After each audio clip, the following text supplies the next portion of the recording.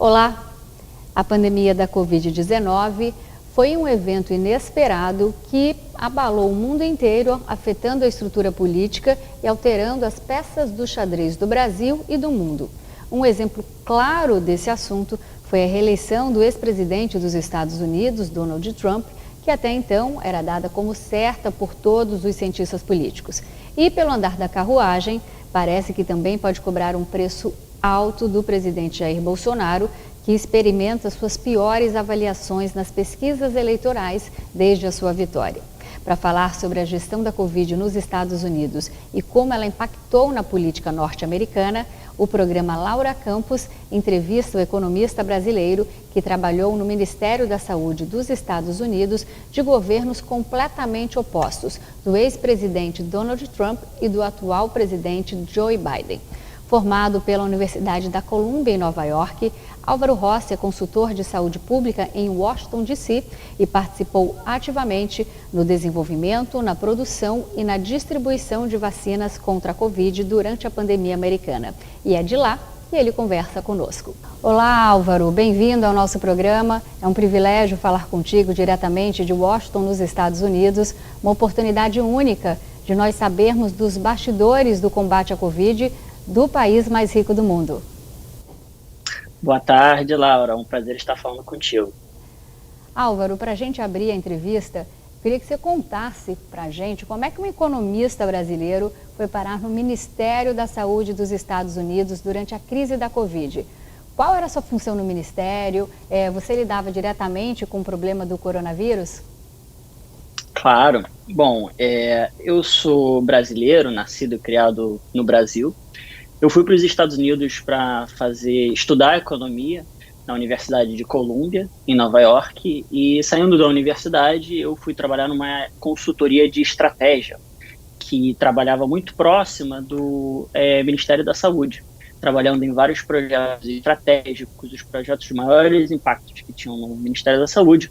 Passei vários anos lá, até que começou a pandemia no começo do ano passado. Então, todos os recursos do Ministério foram levados para o combate da pandemia, e eu comecei trabalhando na força-tarefa da resiliência de hospitais e do sistema de saúde como um geral nos Estados Unidos, pensando que nós tínhamos medo naquela época que teríamos um colapso do sistema de saúde americano. Por sorte, isso acabou não sendo o que aconteceu, como aconteceu em vários outros países, infelizmente em alguns estados no Brasil também. E daí, no mês de maio, eu me transferi para trabalhar nas vacinas na Operação Warp Speed, que foi a força-tarefa do governo americano, da Casa Branca, para a aceleração do desenvolvimento, produção e distribuição das vacinas do Covid-19. E eu, especificamente, trabalhava muito próximo do líder de vacinas da operação, um cientista famoso nos Estados Unidos, chamado Matt Halpern, e eu apoiava todas as decisões estratégicas que fazíamos lá, como, por exemplo, quando e como comprar as vacinas. Álvaro, o início da pandemia da Covid foi algo que chacoalhou o mundo inteiro. As informações eram sempre muito confusas e o que gerou confusão, gerou muita ansiedade no mundo inteiro. Você acabou de falar que esteve no Ministério da Saúde dos Estados Unidos desde o início da crise da Covid. Qual era o plano inicial do governo Trump para combater a pandemia? Olha, muito boa pergunta. Primeiro, eu sempre gosto de lembrar que ninguém havia passado por essa pandemia antes. Nós tínhamos experiências parecidas do H1N1, tivemos outras pandemias similares nas décadas anteriores, mas nunca nada dessa magnitude. Então, muitas pessoas foram levadas por surpresa, e uma vez que foi percebido a magnitude do problema, foi algo muito parecido a uma guerra, né? Temos pessoas lá com décadas e décadas de experiência, tanto no Ministério da Saúde, quanto no Ministério da Defesa, que foi fundamental na resposta ao Covid nos Estados Unidos, que falava que aquilo foi o mais parecido a uma guerra que eles tinham tido no âmbito da saúde. A estratégia do governo Trump foi muito parecida de vários outros governos. Foi, tem não só na proteção do sistema de saúde, que eu já falei, que toca na parte de pessoas, de suprimentos de materiais e de espaço, né, de camas, mas também o mais importante é no controle epidemiológico da situação. Então, como a maioria dos países, focando muito em testagem, focando muito em rastreamento das pessoas e em medidas de proteção e distanciamento social. Então, a resposta foi muito parecida dos outros países, mas com um pouco de atraso. Então, vimos muitas críticas ao governo do Trump, né? Muitas críticas às diferentes, a como ele conduziu o começo da pandemia. Eu acho que isso foi dado a dois grandes erros capitais que ele fez. E o primeiro, eu diria que foi demorar a atuar, né? Existe já informações que o Trump havia recebido informações que ele iria, que ele sabia que a Covid era mais agressiva que a gripe e que outras doenças. Isso em janeiro, né? No começo de janeiro. Só que a mobilização só aconteceu em fevereiro e março. E esse delay que aconteceu foi fundamental para que nós estivéssemos atrasados em uma série de fatores fundamentais, como, por exemplo, testagem. No mês de fevereiro e no mês de março, a testagem dos Estados Unidos foi de 100 a 300 vezes menos do que a Coreia do Sul e vários outros países que estavam na ponta da testagem na época. E quando eu digo 100 a 300 vezes a menos, é por pessoa, por habitante. E isso, assim, uma vez que os Estados Unidos, com seu poder de organização enorme, conseguiu alcançar em abril, já era tarde demais e tínhamos aquele pico com 1.000, 2.000 mortes por dia. E o segundo, que foi um erro bem grande também, que foi contínuo e que, de certa maneira, existe um paralelo no Brasil, é em relação à retórica e em relação à contribuição de narrativas que ajudam na desinformação da população. Então você tinha o Trump falando várias vezes contra máscaras, ajudando aglomerações, e no fim das contas, informação é poder. E você, como um cidadão, você só consegue fazer a sua melhor decisão quando você tem a informação completa para fazer essas decisões e não informações que não sejam verídicas. Hoje a administração do Trump ela está sendo responsabilizada por vários passos em falso em resposta à pandemia. Havia alguma medida no início da crise que ele, além, claro, que você acabou de falar, do delay e também do uso da máscara, que ele poderia ter feito para diminuir a disseminação da Covid nos Estados Unidos? Ou melhor, o que ele não fez que ele deveria ter feito? Olha, eu acho que a grande questão de novo, acho que são esses dois pontos que eu havia mencionado. Acho que a grande questão principal é atuar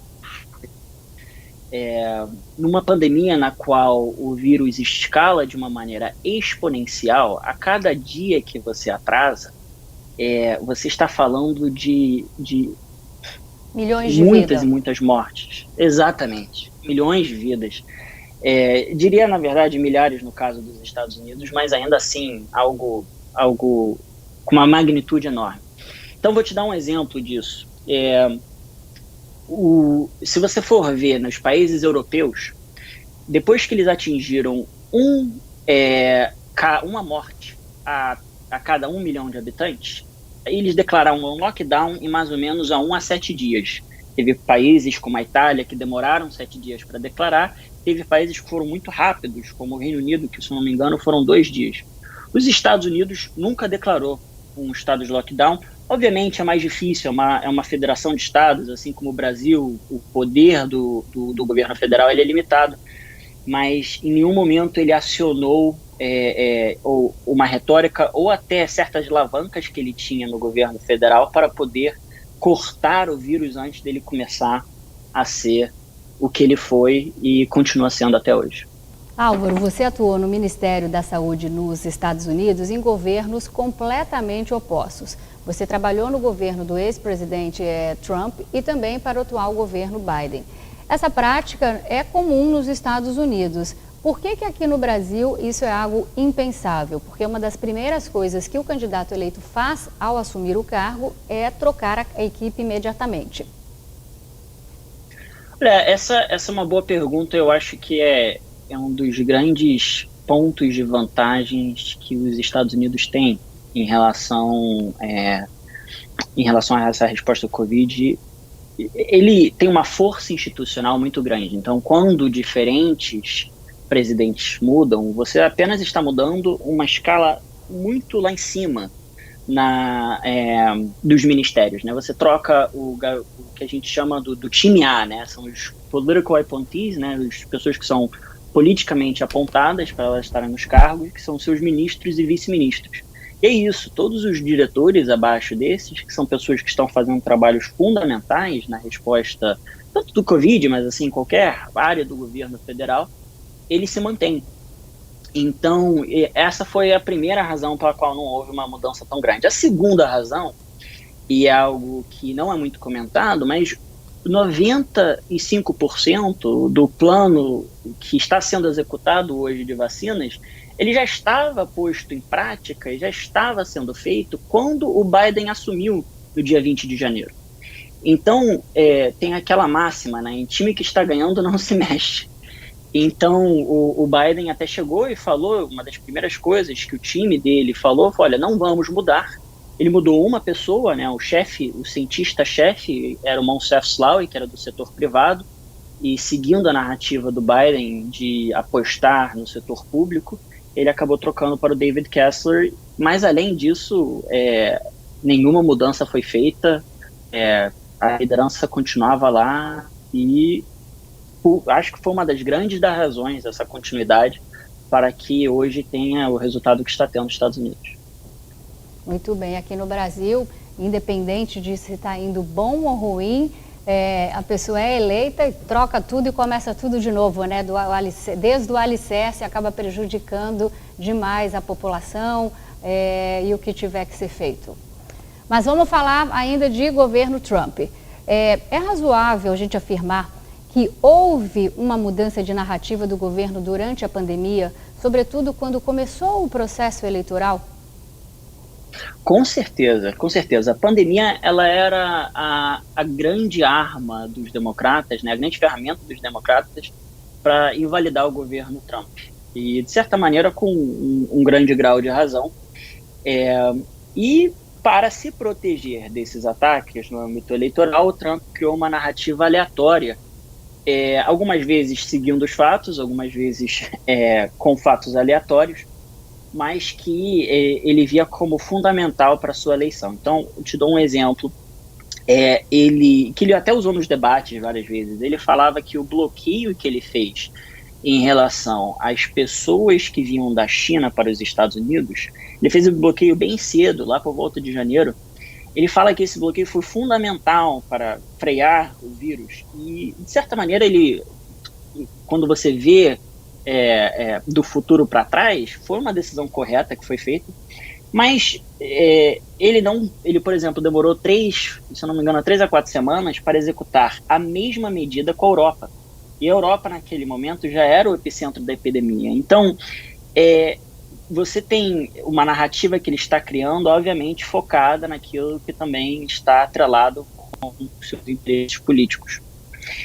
Esse é um lado da história. Existe outro lado da história que realmente o Trump merece um certo grau de mérito, que é na questão das vacinas. Ele realmente usou as vacinas como uma camisa, né, vestiu a camisa das vacinas, algo que hoje, interessantíssimo, não está acontecendo. De certa maneira, está até o contrário. Mas ele vestiu a camisa muito forte. Um exemplo que eu dou isso é que depois de ser anunciado que o Biden perdeu a candidatura, que o Biden ganhou as eleições e o Trump havia perdido, o Trump passou uma semana sem aparecer em público, e quando apareceu, ele foi aparecer ao lado do Moncef, do general Perna, falando sobre o novo cronograma de vacinas. Então ele realmente usava isso, né, como seu escudo na hora que ele defendia aquela mentira de que as eleições haviam sido roubadas. Mas, infelizmente ou infelizmente, dependendo da sua perspectiva, prevaleceu o fato que ele não teve uma boa resposta do Covid, o que acabou no resultado eleitoral que houve. Antes do início da pandemia da Covid, os Estados Unidos viviam uma situação de crescimento econômico, pleno emprego a todo vapor. A reeleição do Trump, inclusive, era dada como certa por todos os órgãos, veículos de comunicação. No final, deu zebra. Eu pergunto, foi a economia, foi a Covid ou foram ambos que afetaram a reeleição do Trump? Até que ponto a narrativa negacionista do ex-presidente contribuiu para o seu insucesso na reeleição?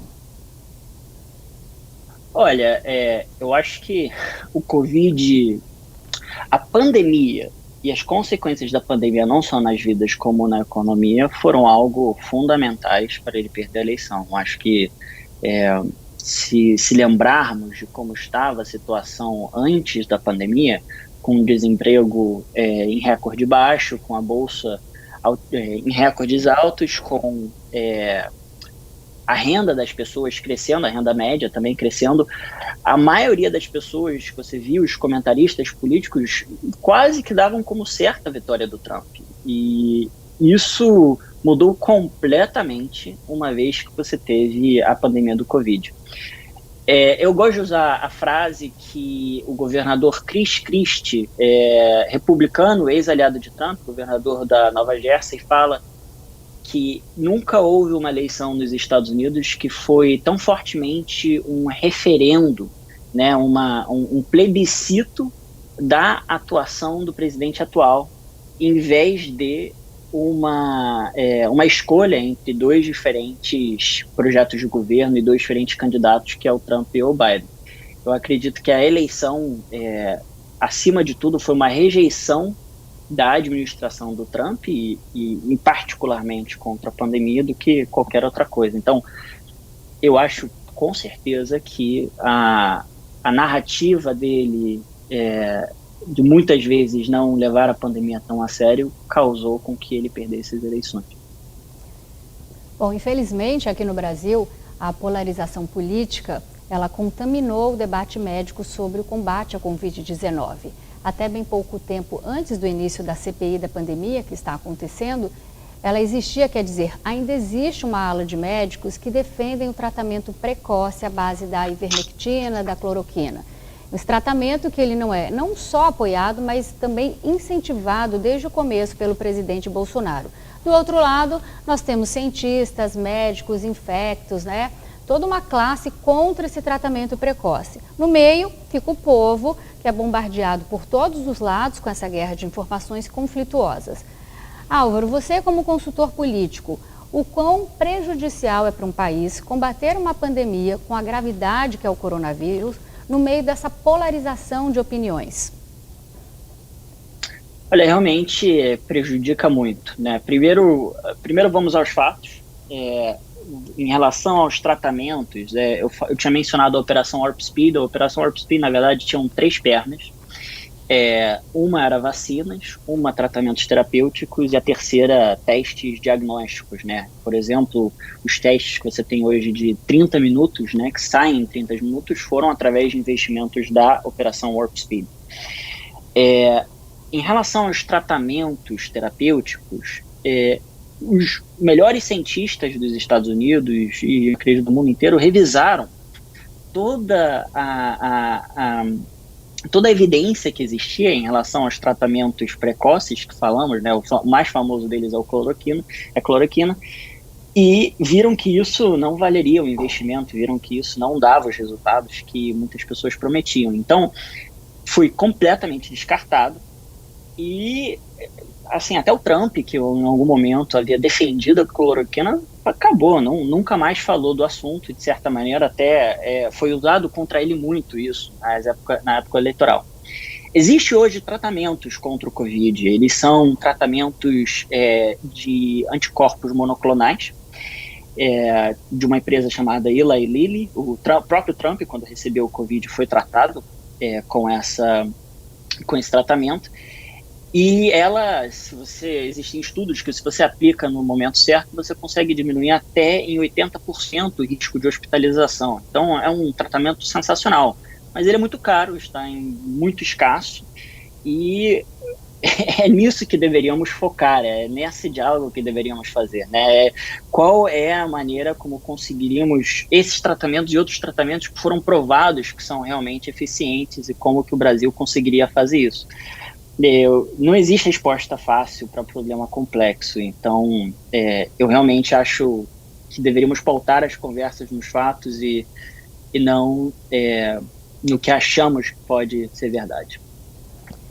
Álvaro, como você mesmo disse, no início o Trump até chegou a afirmar sobre a cloroquina, fez uma aposta na cloroquina, depois ele recuou, né, voltou atrás. No Brasil, ela ainda é um tremendo sucesso. Aqui você acredita esse sucesso dessa tese fantasiosa aqui no Brasil? Olha, o brasileiro, ele é otimista por natureza, né? Eu também sou, então gostamos de pensar que existe um tratamento ou existe alguma esperança que seja rápida, que seja prática, e também é muito fácil você escutar de todo mundo ao seu redor, pessoas que estão ao seu lado e a outro, até você vê na televisão, você vê de figuras de autoridade, como o próprio presidente, falando sobre a cloroquina. Isso obviamente vai aumentar por uma desinformação que não ajuda. Infelizmente, hoje temos, no mundo inteiro, na verdade, a politização do Covid, né? Então, você tem politização não só em relação aos tratamentos, mas acho que uma coisa que já está acontecendo no Brasil e vai acontecer muito mais forte, que é algo que os Estados Unidos está lutando hoje, é contra a politização da vacina. Hoje em dia, acho que, se eu não me engano, 80%, 90% no estudo que eu vi, das pessoas querem uma vacina, mas esse percentual vai tender a diminuir uma vez que a grande maioria esteja vacinada. Como está acontecendo, como aconteceu em Israel, como está acontecendo na Inglaterra e nos Estados Unidos. Então, a politização dos fatos é algo muito perigoso, algo que institucionalmente ele causa bastante dificuldades para você conseguir operar, né, como um governo, você conseguir operar na base dos fatos fica muito mais difícil quando você não consegue sentar em cima desses fatos, já que eles não são dados como verdade. E isso dificulta a sua resposta do Covid, isso dificulta as pessoas a fazerem uma decisão melhor e, eventualmente, contribui para que não só temos mais vidas perdidas, mas como que a economia também não volte a andar da mesma maneira, né? Você atrasa essa recuperação do nosso país contra essa doença que estamos enfrentando.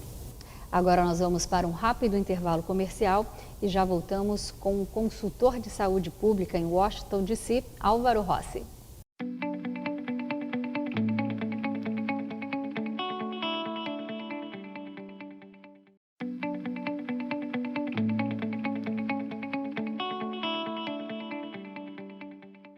Estamos de volta com mais um bloco do programa Laura Campos Entrevista e hoje eu estou conversando direto de Washington, lá nos Estados Unidos, com o consultor de saúde pública, Álvaro Rossi.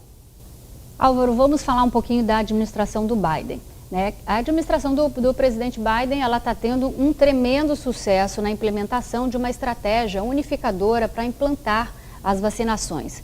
Muito mais do que as políticas do Donald Trump, né? Apesar que você comentou que ele só continuou, apesar dos dois presidentes serem fiscalizados pelas mesmas leis. A que você atribui essas diferenças? Diferenças políticas ou ideologia pessoal? Olha, difícil você diferenciar os dois, né? O que é ideologia, o que é ideologia pessoal com o que é ideologia política.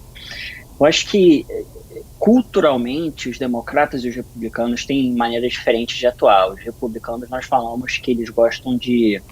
tem uma frase em inglês que é shoot from the hip, né? Atirar sem mirar, que é você fazer primeiro e fazer perguntas segundo.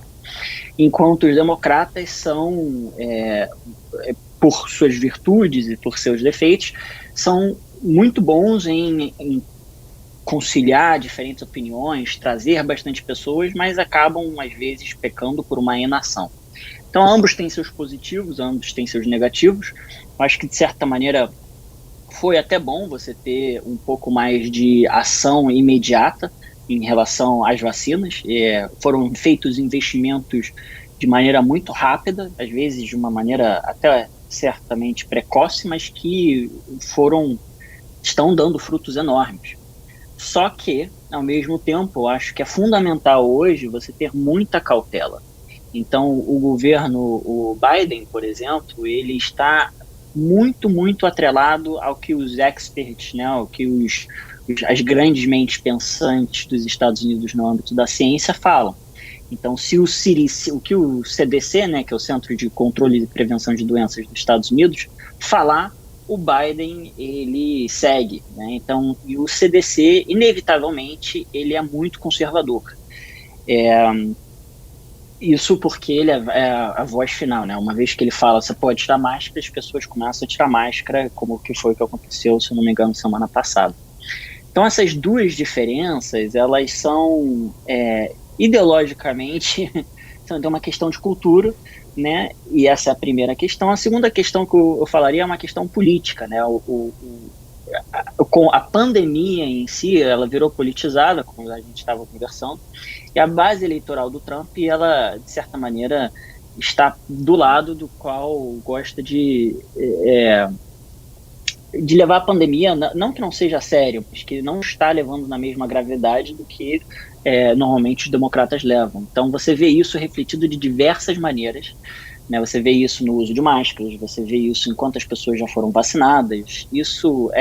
Essa diferença cultural e ideológica, ela é abismal entre os dois mundos dos Estados Unidos, que é uma polarização que tem consequências muito além do âmbito da saúde, muito além do âmbito da ciência, e sim, eles são parte da fábrica social dos Estados Unidos, e é algo que está que está construindo essa nova narrativa do país no século XXI. Como acontece aqui também no Brasil, em relação aos eleitores do presidente Bolsonaro, acabam seguindo o líder, não usam máscara, não fazem o distanciamento social e levam a pandemia como se fosse uma gripezinha, né? Mas, vamos falar do uso de máscara que você acabou de comentar. Na semana passada, as autoridades americanas, elas anunciaram que o uso de máscara e o distanciamento social não vão ser mais necessários para pessoas completamente vacinadas contra a Covid-19. Essa decisão, ela significa a reabertura completa dos Estados Unidos, né, 16 meses depois da confirmação do primeiro caso do coronavírus no país. Como é que você explica esse sucesso? Olha, eu fico muito feliz, todo mundo ficou muito feliz com essa situação. Obviamente que eu fico feliz por um lado pelo trabalho e por outro lado você tem a pandemia ainda causando dificuldades e dores enormes no mundo inteiro, então ela é uma felicidade contida. O que eu dou a esse sucesso? Eu acho que houve dois grandes fatores que os Estados Unidos fez na resposta, na preparação das vacinas, que foi fundamental. A primeira delas, eu diria que foi atuar cedo. Da mesma maneira que eles atuaram tarde em relação às máscaras, em relação às testagens, em relação a muitas das coisas que eram fundamentais no começo da pandemia, eles atuaram muito cedo em relação à vacina. Ficou muito claro no começo da pandemia que a vacina ela era a bala de prata, ela era a única maneira que você ia conseguir salvar do mesmo lado a saúde e a economia. Então, dado que isso alinhava perfeitamente com os objetivos do governo, acredito que todos os governos deveria se alinhar, você ter esses objetivos, eles investiram muito cedo. Então, fizemos investimentos nas vacinas. Existiam naquela época mais de 100 candidatos diferentes a vacinas, de diversas empresas. Fizemos 6 investimentos, né, grandes, foram comprados 100 milhões de doses, isso na metade do ano passado, a cada um desses 6 candidatos. Então, foram 2 candidatos de RNA, a Pfizer e a Moderna, que foram esse sucesso que todos nós sabemos. Foi a AstraZeneca e a Johnson & Johnson na área de vetor viral, que ambas já estão sendo produzidas e distribuídas no mundo inteiro, e as últimas 2 na área são as de proteína, que que é de uma empresa nova chamada Novavax, e outra chamada Sanofi. Então, nós tomamos uma visão de portfólio sobre como gerir as vacinas e como você consegue diversificar o risco dos seus investimentos em vacina. E isso deu muito certo, porque 2 delas acabaram sendo muito boas, que foram as da Pfizer e Moderna. As outras 2 acabaram sendo também muito boas, que é a Johnson e a AstraZeneca, e as outras 2 estamos ainda esperando os resultados. Então, isso te dá um leque de opções para você escolher. Então, uma vez que foram lançadas a Moderna e a Pfizer, você poderia comprar mais delas, né? Os contratos foram estruturados com opções para você comprar mais, e isso fez com que você hoje tenha aí nos Estados Unidos, se eu não me engano, mais de quase 50% da população vacinada, e a grande maioria só com 2 desses 6 diferentes candidatos. Então, essas 2 coisas foram fundamentais.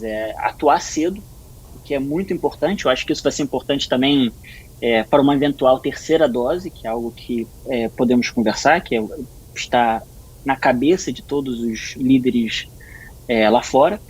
E também foi a questão de você tomar uma visão de portfólio das suas vacinas, e não depender apenas de uma. Agora, e o Brasil?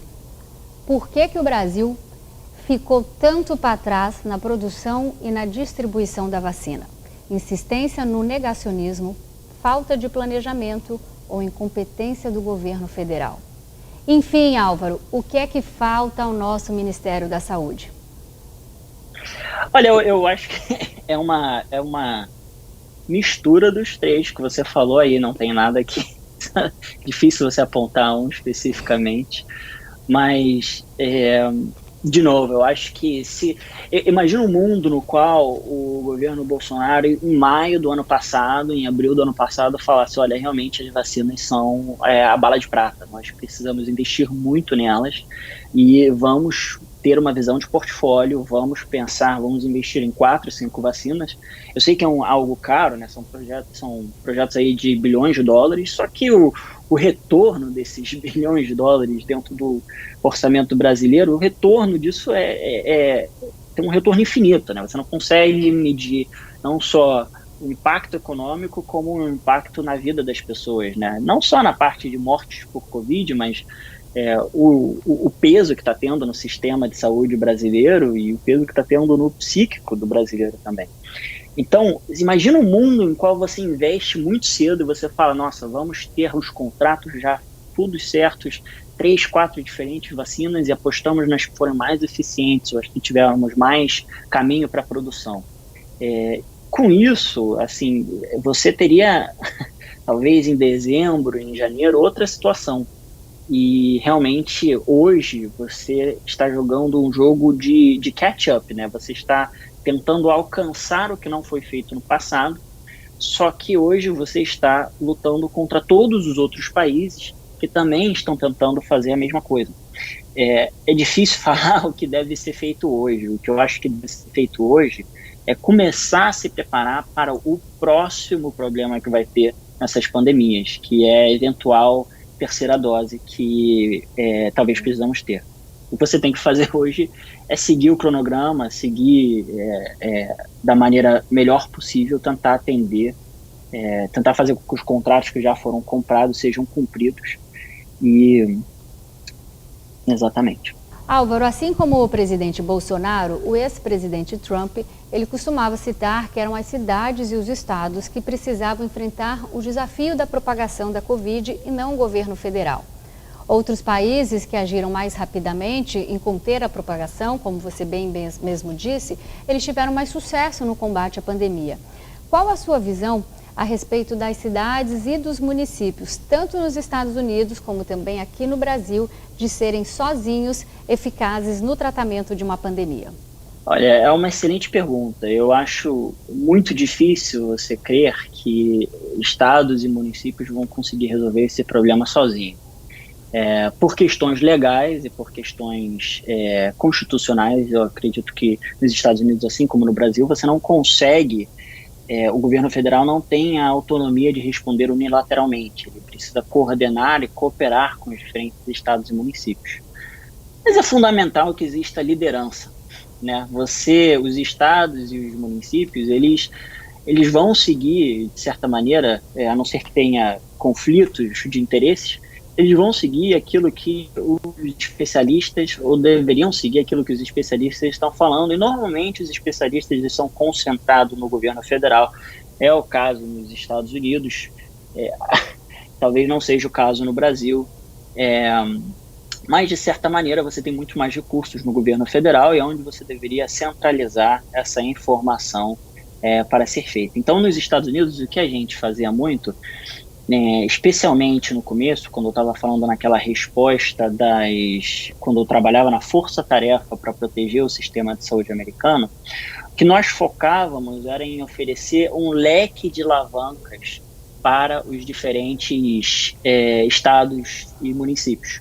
Então, esse leque de alavancas falava o seguinte: se você quiser fazer a parte mais agressiva, faça A. Se você quer um pouco menos agressivo, faça B. Se você quer menos agressivo ainda, faça C. E tem outras que a gente falava, todo mundo tem que fazer D.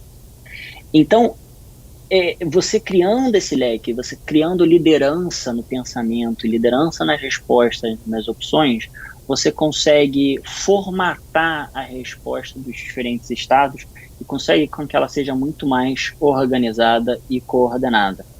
Infelizmente, isso não foi feito nos Estados Unidos tão bem quanto poderia ser feito, e acredito que no Brasil ainda menos. Agora nós vamos para mais um rápido intervalo comercial e já voltamos com o economista Álvaro Rossi.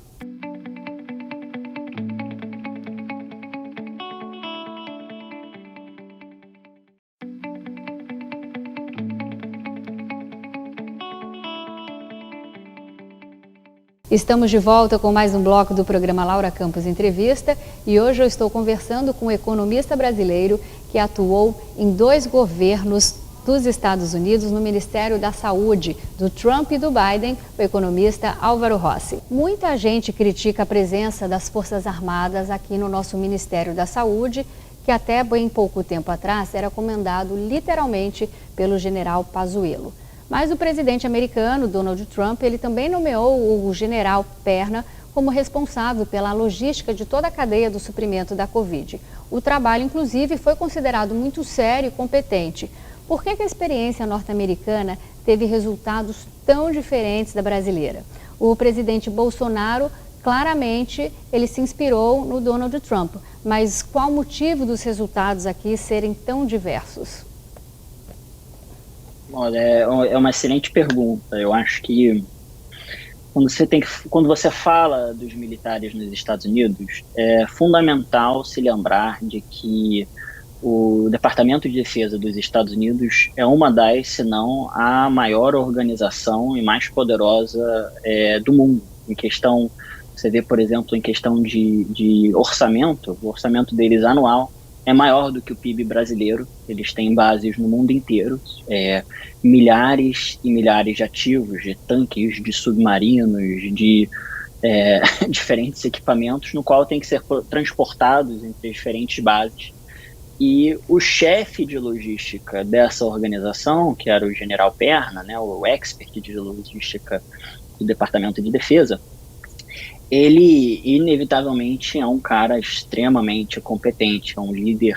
Trabalhei muito próximo dele, admiro ele bastante, e é difícil você comparar as responsabilidades que ele teve que ter liderando, por exemplo, a logística na guerra do Iraque.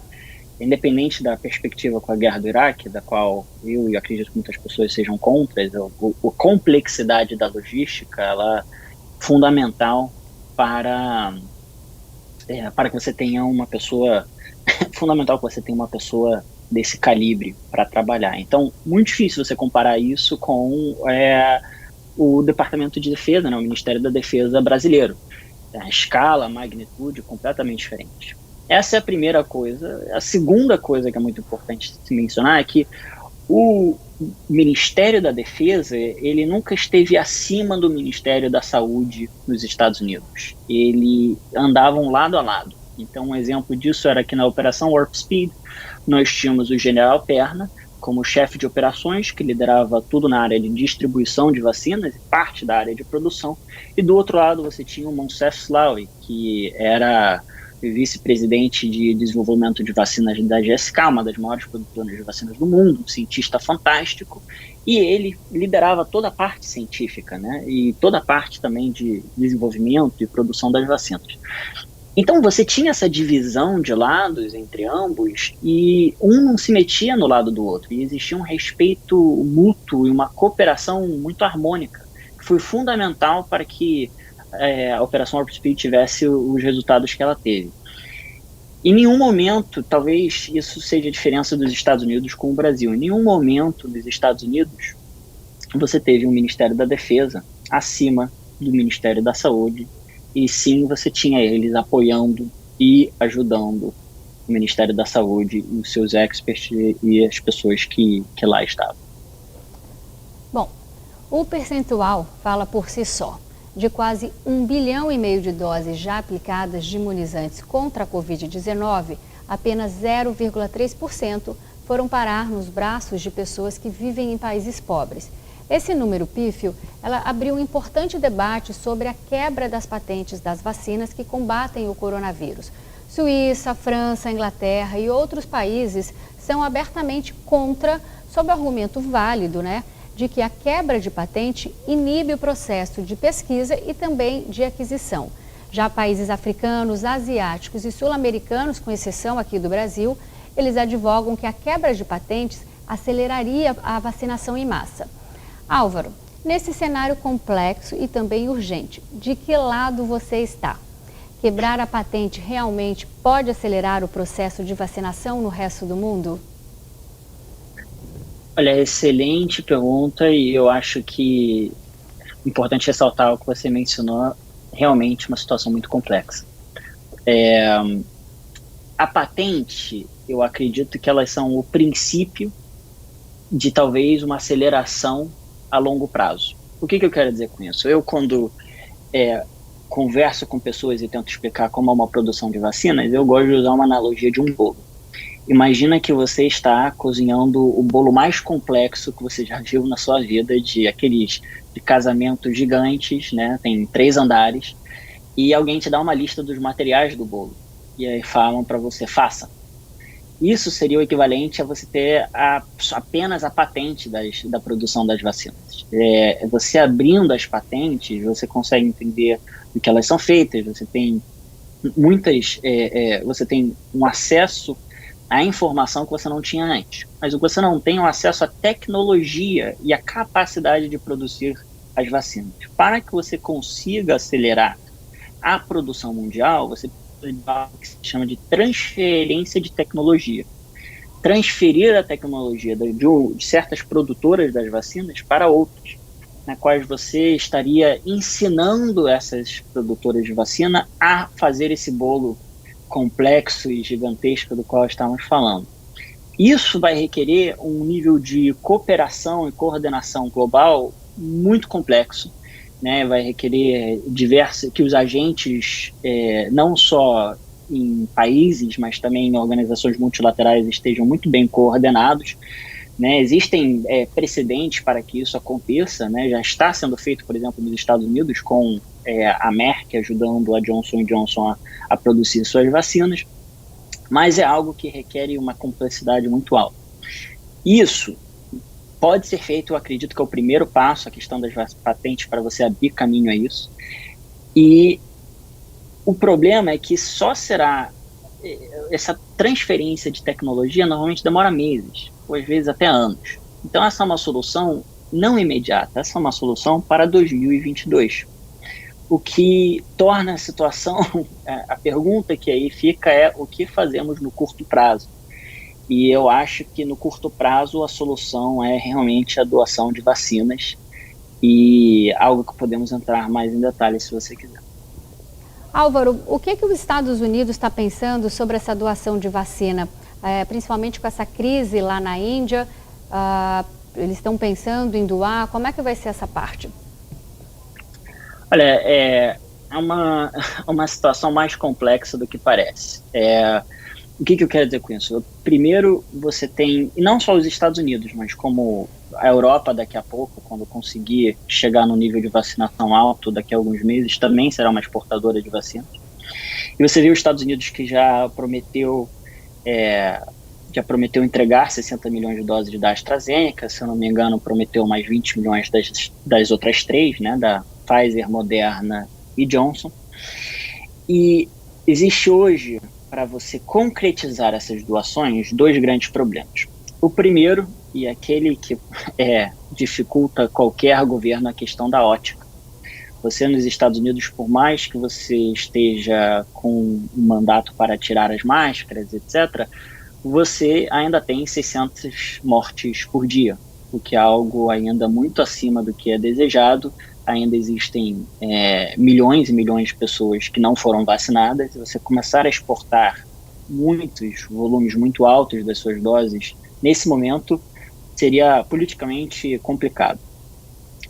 Mas essa não é a principal. A principal situação é que todos os governos, não só o americano, mas como o inglês e a Europa em si, estão preocupados com uma eventual terceira dose. Você tem aí hoje já dados que dizem que a resposta imunológica das vacinas, das pessoas que foram vacinadas, depois de um ano, ela cai dramaticamente.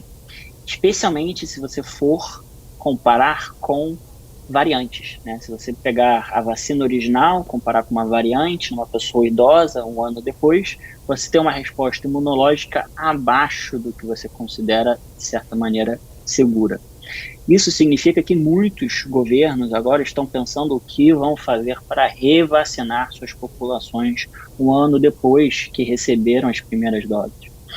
E não se sabe ainda se você vai ter uma vacina que será uma nova vacina, né, um novo produto que está focado nessas variantes, ou se você vai ter o produto original. Então, muito importante, e hoje nessa situação de incerteza, muitos países estão pensando em como conseguimos nos prevenir de uma situação na qual você tem uma variante muito agressiva. E uma das alavancas que esses governos têm puxado é o fato de manter doses em solo nacional. Isso complica muito a situação, porque, obviamente, o ideal seria que todas as vacinas que fossem produzidas seriam distribuídas de uma maneira lógica com quem mais precisa. Infelizmente, o nacionalismo vacinal hoje em dia não dita esse ritmo. Importantíssimo que o Brasil comece a pensar nisso, né? Falamos aí de novo, atuar antes que o problema vire um problema grande é fundamental. Então, se não fizemos isso na primeira leva das vacinas, é importante que o façamos na segunda, né? Errar humano, errar 2 vezes ou insistir no erro é burrice. Poxa, eu já estava esperando a minha dose da Moderna chegar dos Estados Unidos. Vou ter que aguardar mais um pouquinho a minha vez na fila aqui no Brasil. Mas vamos falar aqui de pandemia. A última pandemia foi há mais de 100 anos e ninguém saberá quando vai ser a próxima. Na sua opinião, quais as medidas políticas que os governos devem adotar para estarem mais preparados para enfrentar um caos como esse que nós estamos vivendo agora?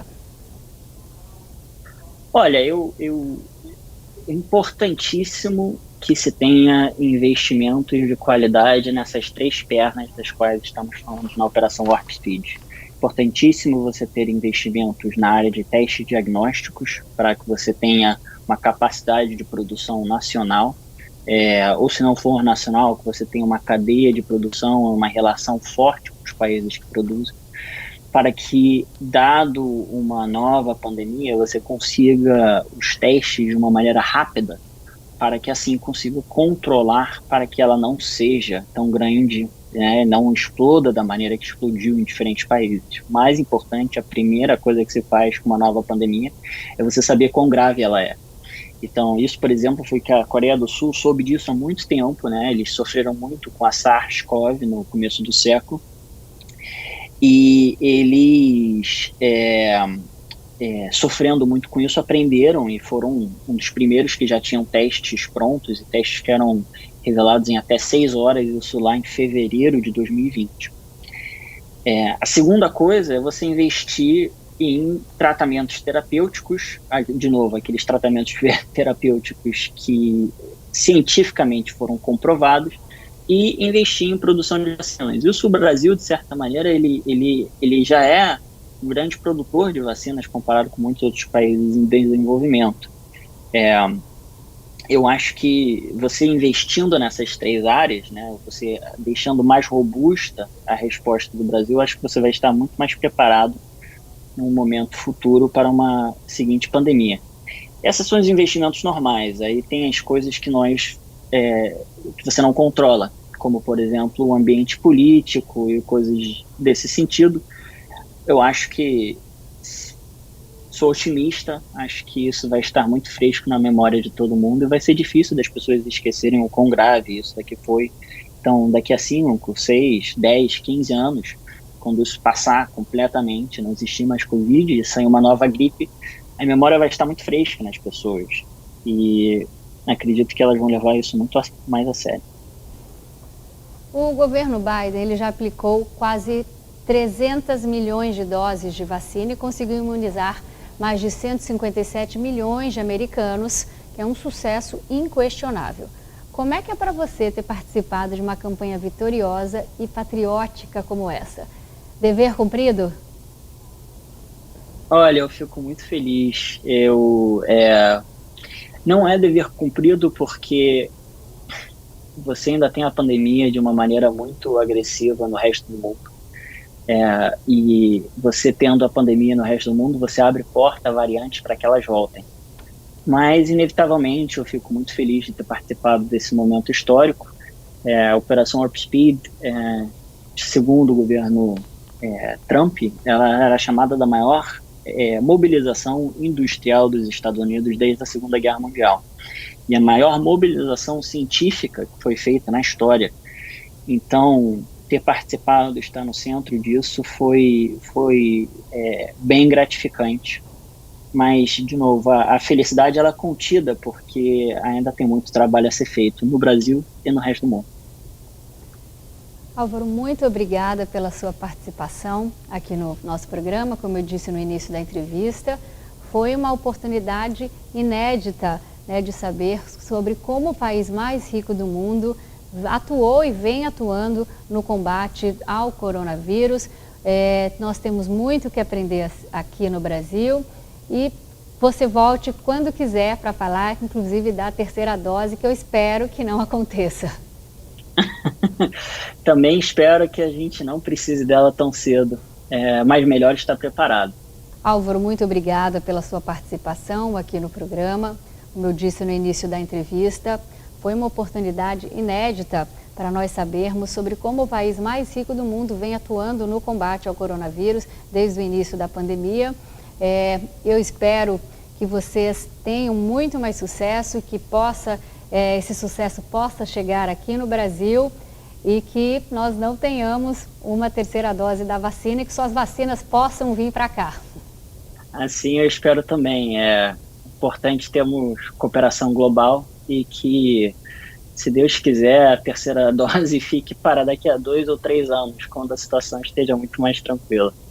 E para você que nos acompanhou até agora, o meu muito obrigado e continue ligado na programação aqui da TBO, a TV que você se vê. Até mais!